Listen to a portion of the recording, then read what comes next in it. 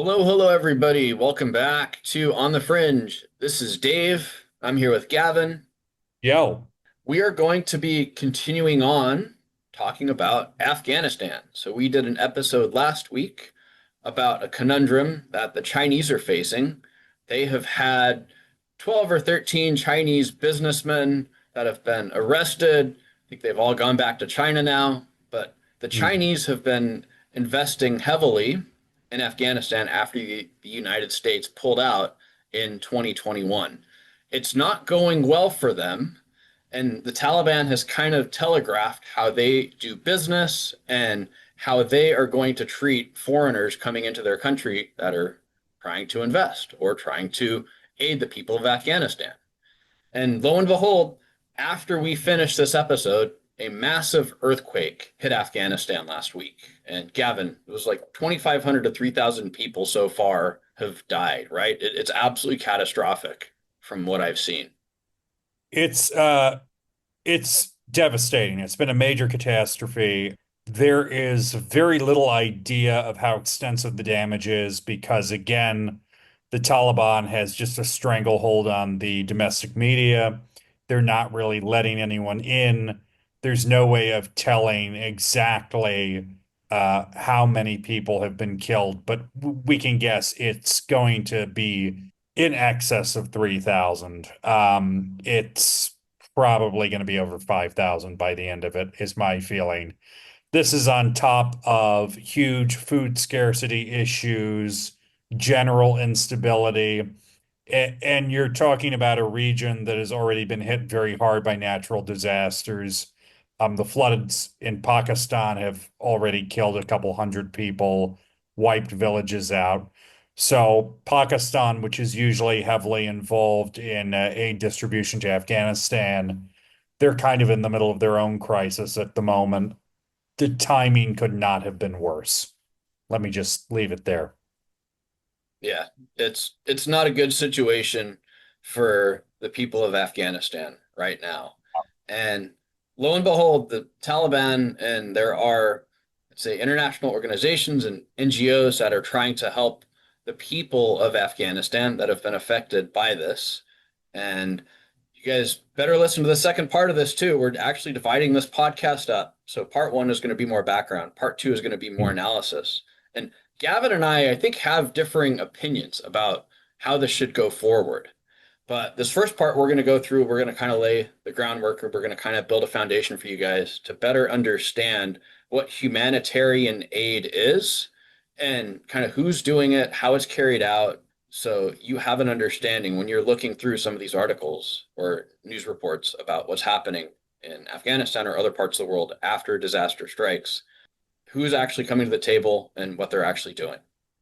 So, just to start off with very, very sort of basic concepts with regards to aid. First of all, there's committing to aid and there's actually dispersing or distributing aid. So, what we've seen from a lot of Western partners, not the US, we'll get to that later. What we've seen from a lot of Western countries so far is that they've committed to a certain amount of aid for Afghanistan, usually in the form of money, but there's been no real signaling on logistics or when that aid's actually going to get to the country. Once again, it's really worth noting, no state or international organization, except for the Russian Federation, recognizes the Taliban as legitimate government of Afghanistan. So that's kind of already a barrier to the most common form of aid, which is bilateral aid, which is a government giving aid to another government. And it's the most common type you see, particularly in the case of a natural disaster like this. And they are getting bilateral aid, by the way. They're getting it from India, they're getting it from UAE, they're getting it actually from Iran, they're getting it from, well, they're getting, I think, $40,000 from China, which I think, Ooh, yeah, which I think tells you something about the state of their relationship with China at the moment. Um, they are getting aid from Pakistan, though state and national are having some issues coordinating. Turkmenistan, Qatar. Hmm. Countries like and Russia, it's worth noting. Yep.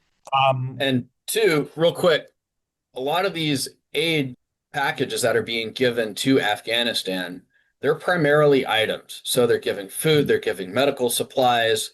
These are the emergency response units, probably, of these countries that are going over there and that are being involved in actually 100. trying to figure out what's going on in Afghanistan. Because, like Gavin said, if you don't have information on the ground of what's actually happening, you don't know how you can help. You don't know who needs what. You don't know what to send. So these guys are going, we're just going to kind of send something that they probably need. And Mm, with the stuff that they need, we're going to be sending experts over there to go and kind of assess and see what's going on. And I would think probably in this, the Qataris and the Russians and maybe the Emiratis are going to have the most access to actually seeing what the real picture on the ground is. I think some of the other 100. organizations probably not, and the other countries probably not. And they're still not even going to have close to the whole entire picture of what's going on. The Taliban is not going to let the world see how bad this is. Uh, I think there were a couple of things going on, but I think you're probably right about that to a certain extent. Um, you're also correct, I think, with Qatar and UAE and Russia will probably have the most access. But also the thing with the Qataris and the Emiratis and the Russians right now is this is not the only thing on their plate, and they have a limited number of personnel that they can actually devote to this.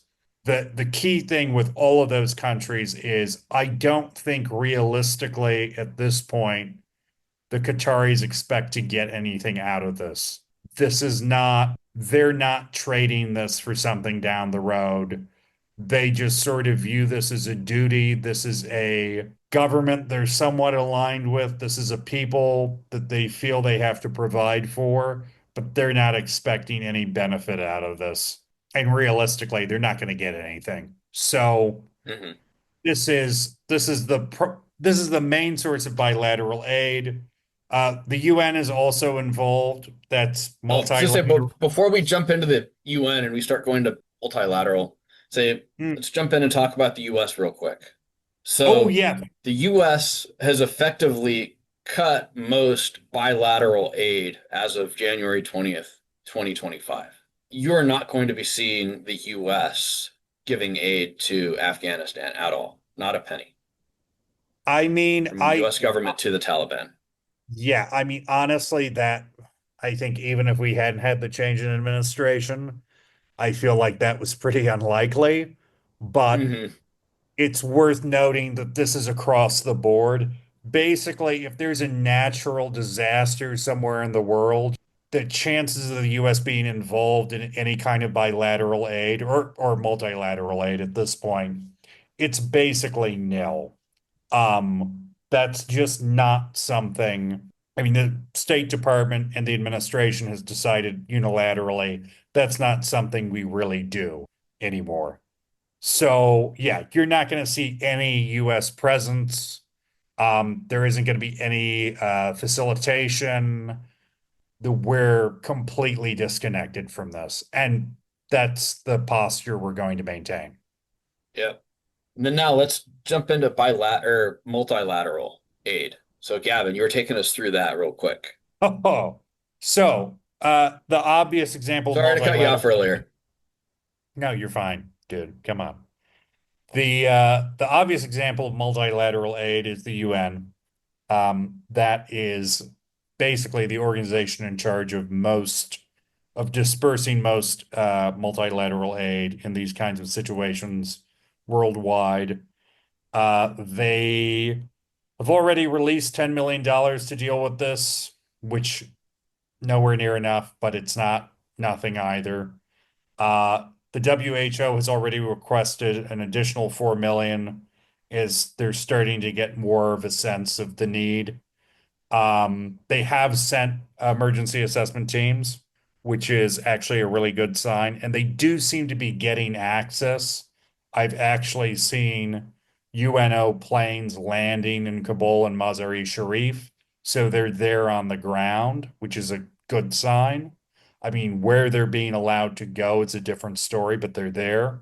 Then you also have the ICRC, Red Cross, Red Crescent, which also has a presence on the ground and will be involved in distributing multilateral aid. And then you also might have a few international NGOs as well. So you could have potentially something like Save the Children or Doctors Without Borders, normally countries. This is more private donors, but you can still have aid packages going through NGOs that are subcontracted out through Hmm. a country's aid agency.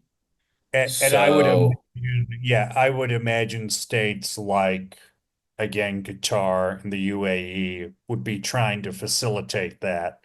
They normally mhm, take a pretty good, healthy approach in terms of facilitating individual commitments and then actually distributing that aid.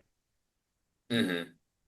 Yeah, and primarily this is done so the aid is going to reach more vulnerable and people that have been affected by the disaster across different demographics. So one Hmm. might primarily target women, one might primarily target children, one might target, I don't know, people in one particular area, one might target education. So the aid is going to be fixing and trying to, I guess, minimize the effect to life in different facets of people's lives over there. I mean, again, that's going to be difficult to do because I think the Taliban will try to limit how many organizations are involved. Again, the main Hmm. issue for them, I think they do recognize this as a humanitarian problem, but the issue for them is always control. And Hmm. it's already somewhat outside of their control. And their prime motivation in all of this is going to be to limit the exposure as much as possible. Hmm. So they'll take aid from the Qataris, they'll take it from the Emiratis, they'll take it from the Russians, but they are not going to be letting these people uh, disperse this aid. And Dave, can you just take us through the difference between commitment and disbursement? Sure. So disbursement is when the aid is actually on the ground. Hmm. So the aid has been dispersed, it is actually in the country. Commitment is when you say, okay, we're going to pledge to give, say, $1 million dollars to the World Food Program, for example. Hmm. And that's got to go through the US Congress, it's got to go through that country's political system before it finally gets there. But they've said, we've allocated $1 million dollars for this program and we'll get you guys the money, but we can't 100% like give you the money right now, but it's coming your way. Checks in the mail. I think that's a good way of describing it. And it's worth noting this distinction because I think a lot of people, particularly in the past when we really were in the business of distributing foreign aid, a lot of people would look at a newspaper article and be like, the US is committed to giving uh, $300 million in aid to this country.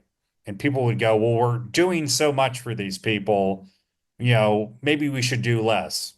A $300 million commitment just means you've said you'll spend $300 million at some point in the future, maybe depending on whether or not it gets approved. A commitment is not aid on the ground. That's disbursement. So that's a really important distinction to make because I think a lot of people sometimes don't get that committing is not the same as actually giving it to people. Yeah, and especially in a country like Afghanistan where stuff Oh, changes over there every single day. And yeah. I mean, okay, you might have countries that say we're going to commit $1.3 million dollars, and they go, oh, maybe that's not enough. Okay, we need to raise that commitment to 2.5 million. And then they've Hmm. made that commitment, and then they get data, say maybe 6 months to a year later, and it's like, well, the people are actually not getting any of the food. All the food's being siphoned off by a local warlord. He's selling it to his buddies. Um, so countries go, we're not going to give that much money. We're going to give these guys virtually nothing. We're going to roll that commitment back, and we're going to give $100,000 or $200,000, and we're going to buy blankets. and we're going to disperse blankets to this country. So everything is in flux. Yeah. And if you see something like Gavin said in the news, if it's a commitment, that's what the country is targeted. It's what the country wants to do. But if the country's national security objectives change, well, that number might change and that country might change. So you've got to kind of take everything with a grain of salt unless it's actually been dispersed. The aid is on the ground in the country. Very true. Okay, so we're And gonna wrap real up. quick, Yeah. before we wrap up, so Gavin, I think for the Taliban, Hmm. this is a win because this is a way for them to get more legitimacy in the eyes of the world if they can actually get this to work. They can get this aid out and they can get something that looks like, okay, we have aid going to the affected families around Jalalabad, around eastern Afghanistan. This could potentially go, oh, these guys are actually able to potentially manage a country. This is a really good setup to the next episode because I think I already disagree. I think that is strangely enough, I've never been accused of this before. I think you're being too optimistic, Dave. Mm-hmm. I You think think so? I think you're being too optimistic. I don't think most people are paying attention. I don't think this counts as a win because for it to be a win, they would have to leverage foreign opinion. And foreign opinion is not on Afghanistan. No one is paying attention. Really. No one is paying attention. They, as we saw last week, really don't understand and don't care for foreign opinion on what they do. They're not looking for leverage. They're not looking for approval. They don't care. Um, People who do not subscribe to their belief system, as far as they're concerned, are not really human. So they are not going to spend a lot of time worrying about what the nice people in Brussels might think about what's going on in Jalalabad. They do not care. And I have to say, there was some press about it, but I think over the next week, people will forget the situation in Afghanistan and there will be no progress as such. Will there be? Will there not be? And more on this in the next episode. Boom.